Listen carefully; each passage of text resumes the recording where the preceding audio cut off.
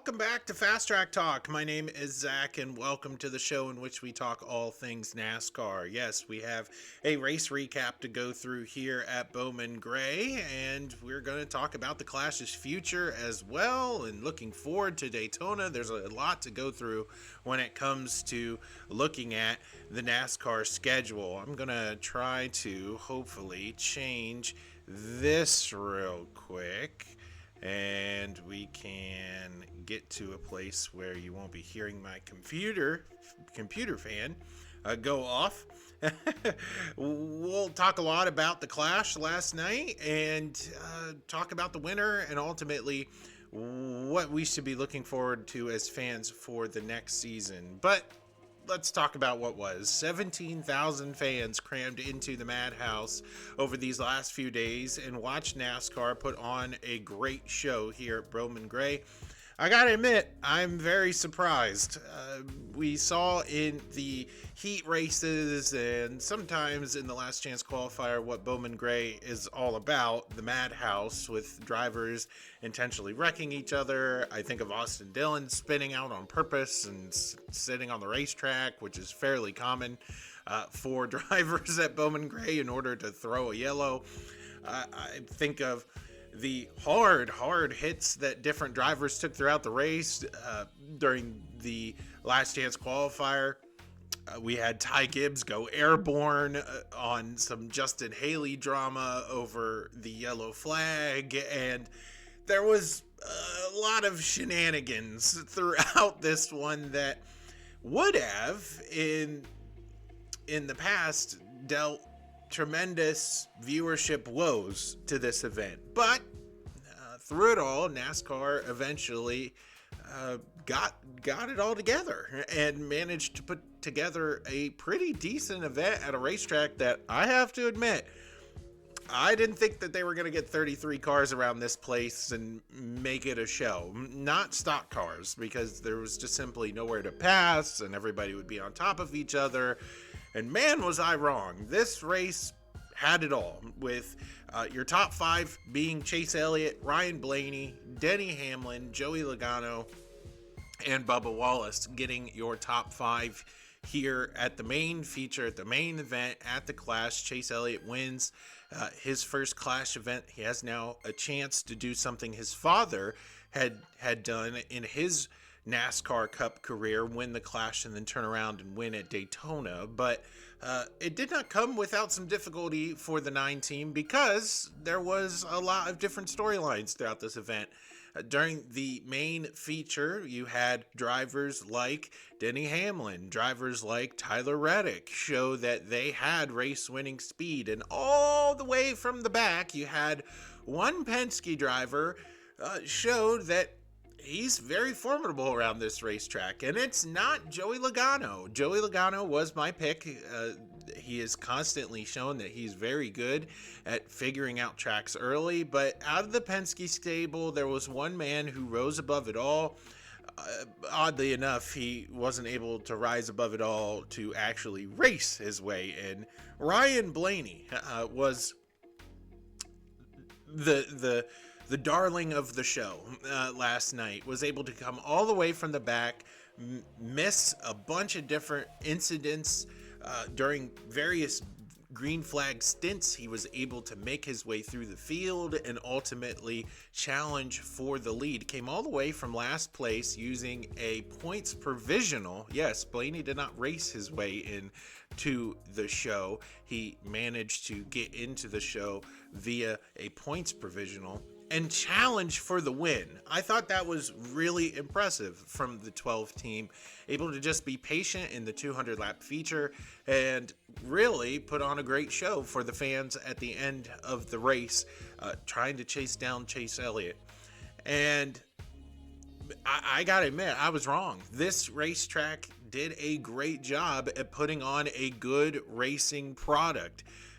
Now, there were moments of calamity all throughout the night, and we saw different drivers really struggle around this place. I think of the 2 hometown heroes, the 2 charity spots that NASCAR put out for the drivers who are, well, locals around this place. It didn't end well for either one of them.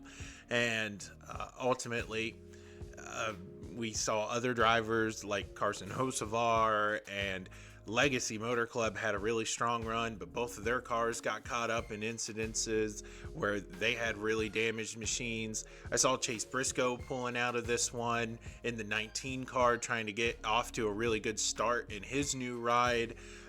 It was not without difficulty. There are other guys who had off nights. William Byron, even Kyle Larson, who managed to win the last chance qualifier and make his way in. He just had a lot of trouble getting up through the field cleanly, and unlike Ryan Blaney, and make it a show. So the Madhouse has a little bit of everything. They had multiple heat races, 4 of them in order to get into the show, and then you had your big 75 lap last chance qualifier, which at first was chaos and calamity filled, where drivers knew that the front 2 positions were the ones that were going to make their way into the show. I was really impressed with Josh Berry as he was able to get out in front in the Wood Brothers 21. At one point, it was Eric Jones in the 43 and Josh Berry in the 21 duking it out for the win in the last chance qualifier. Man, that would have been really cool to see those 2 historic numbers make their way into the show at a historical racetrack, but it just wasn't meant to be, as Eric Jones got shoved up 3 wide and found himself in a lot of trouble getting spun out in front of the field. But Josh Berry made his way into this show tonight, and I think that points to the new direction that the Wood Brothers is trying to aim for with their organization as well, bringing in some great people. Rodney Childers on the pit box for Berry, and this is going to be, I think, a good year for the Wood Brothers 21. So let's talk about the ending of the show last night, where I think this event really shined, and that was the long green flag run leading to the end of this thing.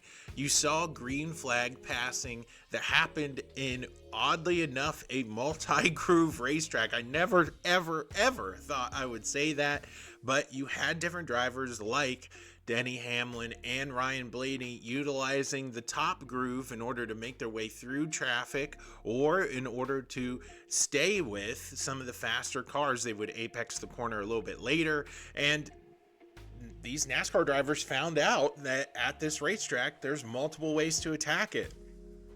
I was very skeptical with this car and its short track package, but something about this flat racetrack made it so that these drivers were able to be aggressive and yet be creative around this place. And I personally think that, man, if we could just take that magic and take it to all the other short tracks, that would be really nice and very useful for NASCAR as a whole. If all the short tracks on the circuit wound up racing, I mean racecraft, like Bowman Gray, like what we got to see last night, I think that's what the fans want. And you were able to race cleanly, question mark, for the last green flag stint. You saw a lot of chrome horns being used, but yet drivers knowing that, hey, I'm out of this position, I'm going to pull over, I'm going to wait for the next opportunity. You saw drivers being aggressive and bumping and running, which I think with the short radius of this particular racetrack, it works better with the next gen. You have a lot more wheel into the car, so the bumps mean a lot more. Maybe all the short tracks should be like Bowman Gray. I don't know. There's nowhere to hide. There's nowhere to make a mistake and then instantly recover from it. You're paying for bad driver racecraft, and these guys have made what was on paper a disaster into a fantastic show. And I am flabbergasted that the Clash is a race now that we are leaving feeling excited about when it comes to the NASCAR season. You got to remember, there's not a lot of promotion going into this race. I mean, they had a documentary about it, but I've seen more Formula One commercials than I have NASCAR commercials this season. I've seen more IndyCar promotions than I have NASCAR this off season. NASCAR's been kind of mute on this, I think, because they too thought that this was going to be a mixed bag for this particular event, and it was wonderful. It was exactly what everybody hoped and dreamed that this event would be. Of course, NASCAR's most popular driver winning this event probably doesn't hurt the sport, but you had an opportunity there at the end for this to turn into a bit of a clown show with Ryan Blaney clearly having the better car, clearly having the faster car, going out and chasing Chase Elliott at the end of this thing. He could have just drove through him, but he didn't, and he wanted to race the 9 car, just as many of these top competitors at Bowman Gray wind up doing with their fierce competition week in and week out. NASCAR said, you know what, we're not going to make this into a bit of a show. Maybe not even NASCAR, but Ryan Blaney, a lot of kudos has to go to him for this event being a success, because if you have a wreck towards the 10 lap to go mark, towards the 15 laps to go mark, as he's battling for the lead, he just shoehorns Elliott out of the way or dumps him into the wall, as we saw some of these other drivers do mid-pack. I think the fan opinion about this would be a lot different. You go, oh, well, it's just another Coliseum. Oh, well, they don't really care about the race cars or the equipment or the racecraft. They just want to go out there and win the thing, and they don't care who they're going to junk to get there.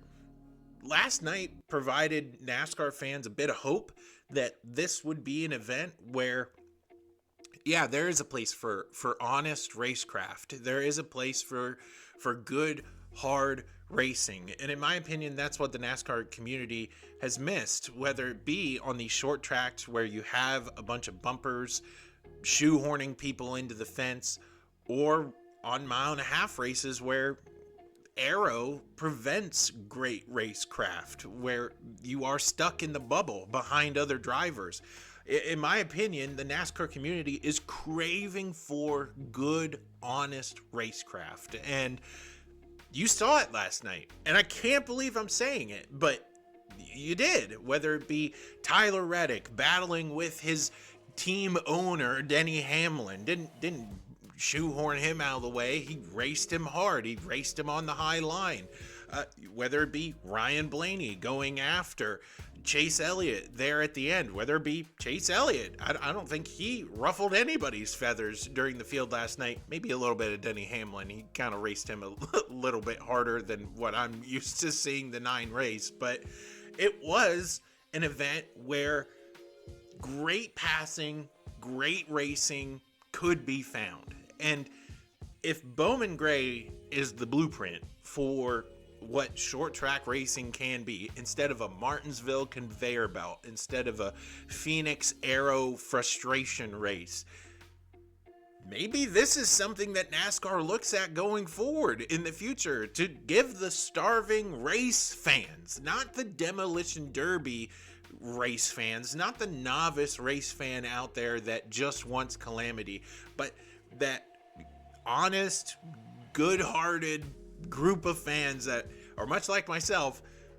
We just want to see a good product out on the track. We want to see the best drivers slug it out with the best equipment, going after the trophy in a way that is honest, and the racing is hard to, fender by fender. You can bump, you can rub. That's something that NASCAR historically has always had. But don't dump a guy. Don't fence a guy. And I feel like in the last few years, with right rear hooking, with these drivers who are totally going for it on these short track surfaces, this is kind of what the sport has sort of devolved into. The Cup Series is sort of teetering on a line of legitimacy. It's kind of the same problem as the Truck Series currently is known for, right? And Bowman Gray created a space that showed the fans that, yeah, these guys are racers. And at the end of the day, they're going to race hard for the victory. And Oh, I'm leaving Bowman Gray with a sense of optimism that I didn't think I would have leaving the Clash. I talked about it in the last show how I still agree that this race means less as everybody's invited, as you don't earn your way into this race as you would in the past with winning a pole. But the product out there, for the most part, was overwhelmingly positive. I was expecting many yellow flags, many torn up race cars. We didn't have that last night. And if we could just take that and put that on our short track package, that'd be amazing. But unfortunately, I'd like to think I'm a realist. I don't think that's happening anywhere else. I just think the unique nature of Bowman Gray and how short it is sort of forced these drivers to say, hey, we can't go junking everybody because then there'll be nobody racing at the end and nobody wants this, and we have to make a good first impression. And in my opinion, you saw that in the first heat race of the weekend where you saw Kyle Busch kind of get into it with, well, everybody. And NASCAR got on the radio and told Kyle Busch, hey, you got to cut it out. And I think from that moment on, the field sort of got the message that this isn't going to be another LA Coliseum. This is going to be an event where drivers settle it on the racetrack with your racecraft. And man, did Bowman Gray live up to expectations. I'm really happy with the product that we wound up getting at Bowman Gray. Let's talk about the Clash and its future, because unlike last year, or 2 years ago rather, where the announcement was made at the racetrack that, hey, we're going to be back here next year, this is where we're going to have the Clash, we didn't have that this year with Bowman Gray. And I think that is speaking to a couple different things. One, NASCAR is looking at a bunch of different changes to their schedule for 2026. And for that, I'm excited. But the question remains, how will the Clash take form in the future? A lot of discussion over what NASCAR is going to look like in a few years is now taking center stage. On The Athletic, you had Jordan Bianchi and Jeff Gluck really talk about how NASCAR is looking at going international and how they would love to go to Brazil, how they would love to venture out of the United States and possibly take the Clash somewhere else where this is now going to be a worldwide event for motorsport, at least the top motorsport here in America. And in my opinion, I don't like that move. You know where I stand when it comes to the Clash. I think this should be a great celebration of who NASCAR is. Take it to Daytona, have an expanded speed weeks, make it a 2-week long event with the Clash, with a shootout, with the duels, with Daytona 500 qualifying, and eventually the Daytona 500. I think that the blueprint is there. I mean, you wreck cars at Daytona. What are you scared of? Wrecking more cars at Bowman Gray? I think that these people who are in charge of NASCAR's sanctioning body don't really care about what the cars are going to wind up looking like at the end of this thing. They really care about international eyes and international dollars. And I want to hear from you down in the comments. What would you think if NASCAR went international? Because in my opinion, I think that's where the Clash is going to wind up going. It's not going to be, in my opinion, very popular with the fans. You think of all the fans that were able to travel to Salem to go and see these guys race at Bowman Gray. You're not going to have folks traveling to Brazil from your American audience. At Bowman Gray, you had 40% of the tickets be reserved for the local population, which I think, in my opinion, actually is a little too low. And then the rest, the 60%, went to the general public, went to NASCAR fans from all around the United States. And you're not going to get that internationally. I'm sorry. It is too expensive. Nobody wants to travel to Brazil to go watch a NASCAR race when you can do it at home on your couch. Even if you got to suffer through Fox's coverage of this race, zooming in on the wheel well of a car while there's a battle for the lead, or going to a side-by-side small screen while there's a beating and banging battle for sixth place, or whether it be Mike Joy stumbling over his words as he grows a little older, or Kevin Harvick talking about farts throughout the night, or him inserting his goofy word of the day. I could go on and on and on about the Fox coverage, but I won't. I think fans would prefer that over traveling internationally to go see a NASCAR race. And NASCAR's going to exchange a loyal fan base on an event that used to be all about garnering attention from these loyal fans to grasping at straws again with a expanded audience. It didn't quite work for Los Angeles. What makes you think it's going to work elsewhere? In my opinion, this should be at Daytona. This should be an expanded event that celebrates the start of the season, and you had the format, and you chose to go away from it. I know I'm just whistling into the wind, and we're probably never going to get that again, but in my opinion, that would be what's best for the sport. For NASCAR, the rumblings are we're probably going to go to Brazil. We're probably going to go, if not to Brazil, somewhere else internationally for the Clash next year. And I think that's a shame. These drivers, these teams don't make enough money in order to do this. That's the whole reason why there's a big lawsuit against NASCAR. Fundamentally, the financial operations of the sport is flawed. And to ask a team to bundle up all their supplies and go to Brazil for an exhibition race for something that doesn't matter, I think it's a tremendous waste of resources. And I want to hear what you think down in the comments for the Clash's future. Where would you like to see the Clash wind up? Now let's take a look forward to Daytona. Normally, what I would like to do on a Monday show is take our information that we learn on Sunday and take a brief preview into the next week. I think what I'm going to do is post on Mondays and possibly Saturdays to preview well the next race. But I don't have a lot of information coming out of Bowman Gray for Daytona. Nothing translates really at all. But I do want to point our attention to two drivers that really impressed me at the Clash that I think can break the mold for the season ahead. One being a driver that I already mentioned, Josh Berry in the 21. What I saw out of him, his patience sort of mixed with his aggression, is something that the Wood brothers haven't had in a long, long time. You have a great seasoned driver endorsed by Dale Earnhardt Jr., bringing in very talented people over to that stable. Is basically another Penske car, so you know the equipment's going to be good.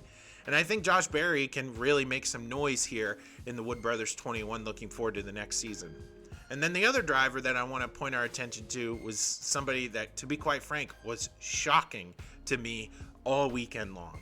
And that's Shane Van Gisbergen in the 88 Trackhouse Chevrolet. That man was on a mission to prove all the doubters wrong.